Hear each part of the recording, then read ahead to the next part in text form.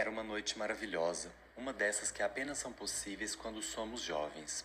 O céu estava tão cheio de estrelas, tão luminoso, que quem erguesse os olhos para ele se veria forçado a perguntar a si mesmo: será possível que sob um céu assim possam viver homens irritados e caprichosos?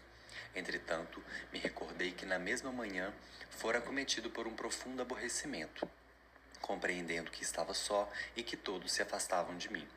Vivendo em São Petersburgo há quase 8 anos, não havia estabelecido relações com outras pessoas, me encontrando vagueando pela cidade em profunda melancolia, sem entender o que se passava comigo. Subitamente, afigurou-se-me que estava só, abandonado por todos e que toda a gente se afastava de mim. Seria lógico, na verdade, que perguntasse a mim mesmo: mas quem é, afinal, toda a gente? Na realidade, embora viva aqui há 8 anos, quase não consegui estabelecer relações com outras pessoas. Para mim, também as casas são velhas amigas.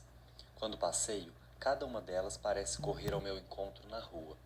Olham-me como todas as suas janelas, dizendo-me algo como isto: bom dia, como estás? Eu vou bem, graças a Deus, muito obrigada. Em maio vão me aumentar o andar. Ou então, como vais? Amanhã vou entrar em obras. Ou, estive quase a arder e tive bastante medo, e outras coisas semelhantes. Tenho algumas preferidas, íntimas. Uma delas tem intenções de fazer uma cura neste verão, nas mãos de um arquiteto. Irei vê-la todos os dias. Não vai ele matá-la, nunca se sabe. Que Deus aguarde. Não há dúvidas de que foi para se livrarem de mim que eles fugiram para o campo. Passava os dias vagando pela cidade, em meio a cumprimentos e acenos, dia após dia. No entanto, a minha noite foi mais proveitosa do que o dia. Eis como as coisas se passaram. Regressei muito tarde à cidade e já tinham dado 10 horas quando me aproximei da minha casa. O caminho que percorri passava junto do cais do canal, onde, àquela hora, não se encontrava viva alma. Na realidade, moro num bairro bastante afastado.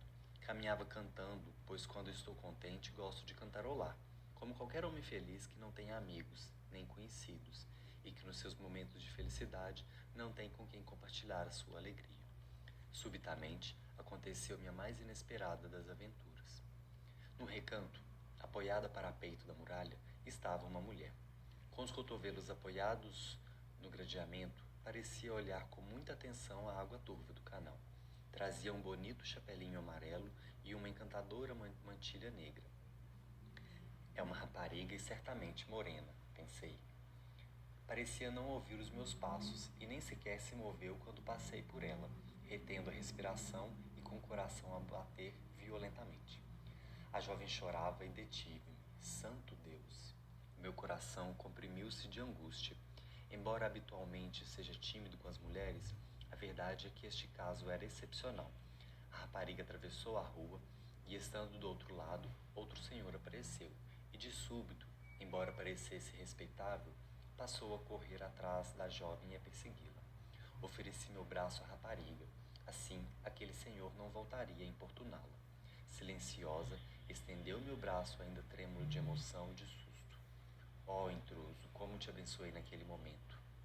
Olhei-a furtivamente. Conforme calculara, era muito bela e morena. Sob as suas pestanas negras brilhavam ainda pequenas lágrimas, lágrimas provocadas pelo susto recente ou pelo desgosto que a fizera chorar junto da muralha. Não soube dizer ao certo. Nos seus lábios, contudo, resplandecia já um sorriso. Olhou-me também desolado. Enrubesceu levemente e baixou os olhos. Conversamos timidamente e eu estava bastante emocionado, porque não sou jeitoso com as mulheres, e lhe informei isso. Não disse qualquer tolice, antes pelo contrário. E se na verdade quer que lhe seja sincera, pois bem, dir-lhe que mulheres apreciam essa timidez. E se ainda quer que vá mais longe, digo-lhe que não fujo à regra e que não despedirei até me ter acompanhado em casa. Quando o meu coração fala, a minha boca não sabe calar. Bem, mas é a mesma coisa. Poderá acreditar-me? Nenhuma mulher, nunca, nunca, nem sequer um amigo. Apesar disso, todos os dias sonho que finalmente, tarde ou cedo, encontrarei alguém. Ah, se soubesse quantas vezes me apaixonei desta maneira. Mas como? Por quem se apaixonou então? Por ninguém, por um ideal. Por aquela que em sonhos me visita. Criei nos meus sonhos romances completos. A verdade é que não me conhece. A bem dizer, não podia ser de outra maneira. Encontrei 2 ou 3 mulheres. Eram sempre criadas ou donas de casa que... Vou fazê-la rir se lhe disser que tentei, por mais de uma vez, entabular conversa, como agora fazemos, e dar-me esperanças dizendo-me 2 palavras. 2 palavras apenas. Mesmo com a condição de nunca mais nos vermos. Você está rindo. De fato, o que lhe digo não é para menos. Não se zangue. Rio-me, pois o senhor é o seu próprio inimigo. Pois se o tivesse tentado, teria talvez obtido êxito, mesmo que isso se passasse na rua. Quanto mais simples se é, melhor.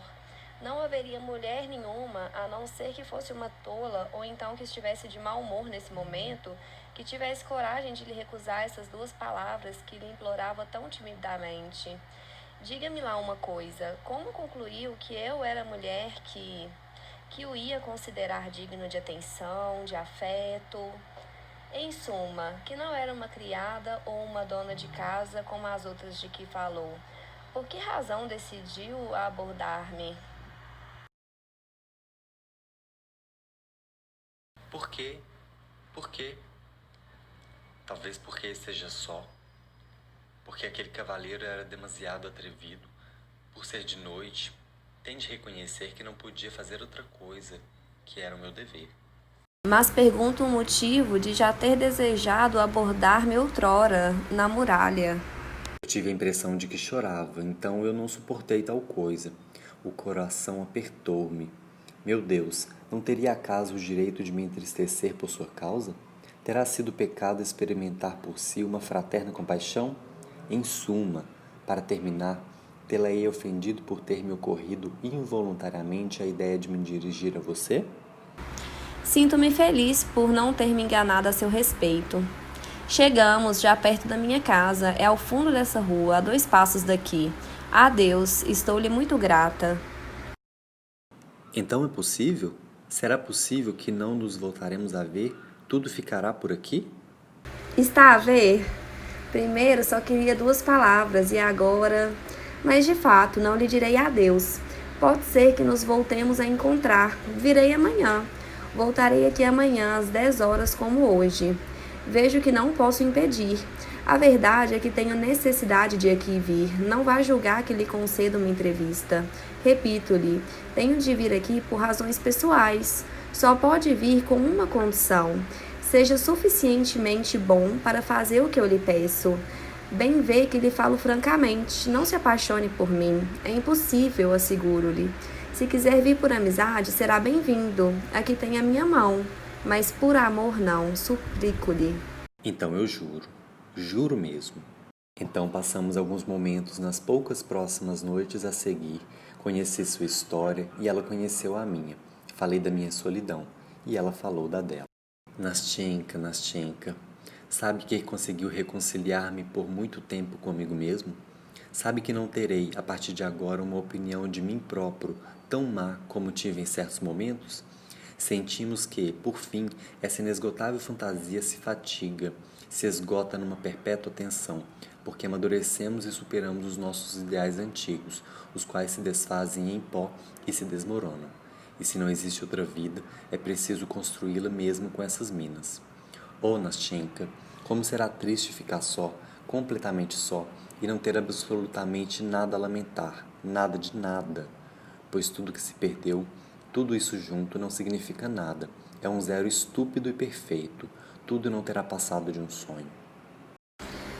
Vou contar a minha história e depois espero um conselho seu. Tenho uma velha avó.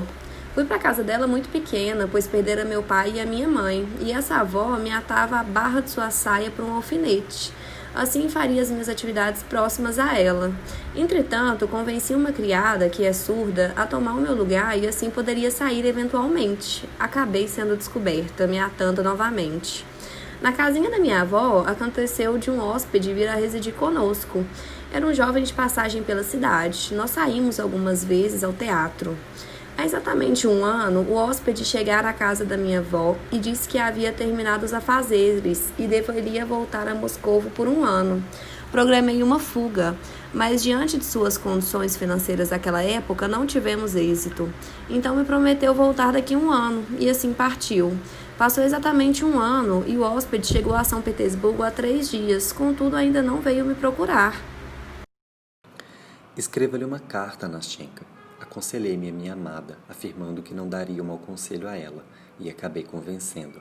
Ela escreveu a carta, seguindo minhas palavras, e não podia conter sua alegria e brilho ao reforçar suas esperanças. Entregou-me a carta e o endereço e pediu para que eu a entregasse. No outro dia, não nos vimos, e no próximo, Nastenka já se mostrava feliz, com esperanças, mas já aceitava o fato de não ser correspondida. Neste momento, ouvimos passos e uma silhueta se aproximando. Nastenka e eu estremecemos. Não era ele. Mencionei que, após ter entregado a carta, me deitei e dormi. Conversamos e trocamos algumas experiências sobre minha solidão, enquanto Nastenka reforçava suas esperanças e questionava sobre situações da sua vida. Na próxima noite, Nastenka chegou antes do horário combinado. Novamente, o hóspede não veio. Que ele vá para os diabos. Nesse momento, acabei abrindo meu coração a Nastenka. Amo-te, Nastenka. Amo-te. Sempre soube. Neste momento, sinto-me como quando Nastenka apareceu com trouxas de roupa ao quarto do hóspede, planejando a fuga um ano atrás. Implorei por sua piedade, chorando e lamentando o que Nastenka havia feito a mim. De súbito, fui chamado a ser seu próximo hóspede na casa da avó. E então gargalhamos juntos. Já considerava que o meu próximo dia seria lindo e reluzente, e não podia contra a minha alegria. Neste momento, um jovem cruzou nosso caminho, chamando Nastenka pelo nome. Nastenka tremia. Finalmente, ambos desapareceram e eu fiquei ali sozinho. Com a animação apresentada, pudemos ver o quanto o rapaz é solitário. Ele andava pela cidade, conversava com as casas, mas não tinha estabelecido relação com as outras pessoas, mesmo morando ali por 8 anos. Isso o deixava em estado melancólico, porque não entendia exatamente o que acontecia, já que ele se considerava alguém que sempre sofreu com esse tipo de problema. Quando conheceu e ajudou a Nastenka, foi surpreendido por um sentimento inesperado e começou a se apaixonar. Ele idealizava o amor perfeito, o qual conseguimos associar ao amor romântico de Sartre. Ele esperava que Nastenka fosse alguém que viesse suprir o vazio causado pela expectativa desse amor romântico. O amor romântico é uma forma de projeto irrealizável e que produz relações sadomasoquistas. Discutir o amor romântico pela visão do existencialismo sartriano permite a formação de um pensamento crítico quanto a esse sentimento, que é tão reforçado pela sociedade. O rapaz relata nunca ter se apaixonado por ninguém antes, apenas criado um ideal e seus sonhos de romances completos. O amor romântico acaba fundamentando a unificação dos sujeitos em um só, como a fusão dos eus.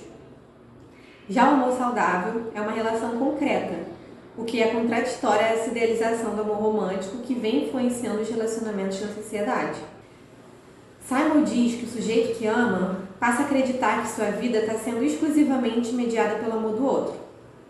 Dessa forma, essa situação acaba levando o indivíduo à frustração, como o rapaz no final do livro. Ele não conseguiu realizar seu projeto irrealizável. Isso trouxe sofrimento e desamparo. Aos poucos, o indivíduo vai desejando ser a escolha absoluta do amado, de acordo com Sartre, querendo ser escolhido sobre todas as coisas.